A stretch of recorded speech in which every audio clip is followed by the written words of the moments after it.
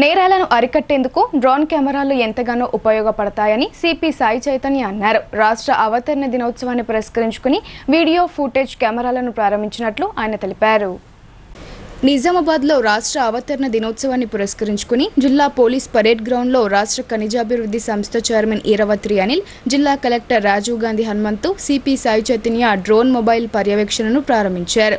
ఈ సందర్భంగా సిపి సాయి చైతన్య మాట్లాడుతూ ప్రజల భద్రతను పెంచడం, పోలీసింగ్ పద్ధతులను ఆధునీకరించడంలో భాగంగా నిజామాబాద్ పోలీసులు తమ స్మార్ట్ పోలీసింగ్ కార్యక్రమంలో భాగంగా డ్రోన్ మొబైల్ పెట్రోలింగ్ను ప్రారంభించామన్నారు.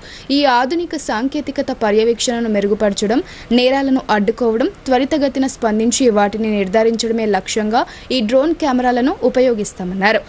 హై డెఫినిషన్ కెమెరాలు, నైట్ విజన్ సామర్థ్యం గల డ్రోన్లను సున్నిత ప్రాంతాలు, రద్దీగా ఉండే ప్రాంతాల పర్యవేక్షణ కోసం వినియోగించనున్నామని ఆయన తెలిపారు.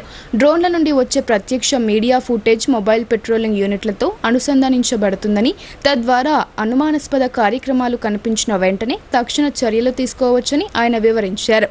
డ్రోన్ పెట్రోలింగ్ సిస్టమ్ ద్వారా పండగలు, ర్యాలీల సమయంలో జనం గుంపులపై పర్యవేక్షణ, ట్రాఫిక్ నియంత్రణ నిర్వహణ, నేరాలు ఎక్కువగా జరిగే ప్రాంతాల్లో పర్యవేక్షణ, మిస్సింగ్ అయిన వ్యక్తులు, అనుమానితుల గుర్తింపు, విపత్తులు, అత్యవసర పరిస్థితుల్లో సహాయం వంటివి చేపట్టవచ్చని సిపి వివరించారు.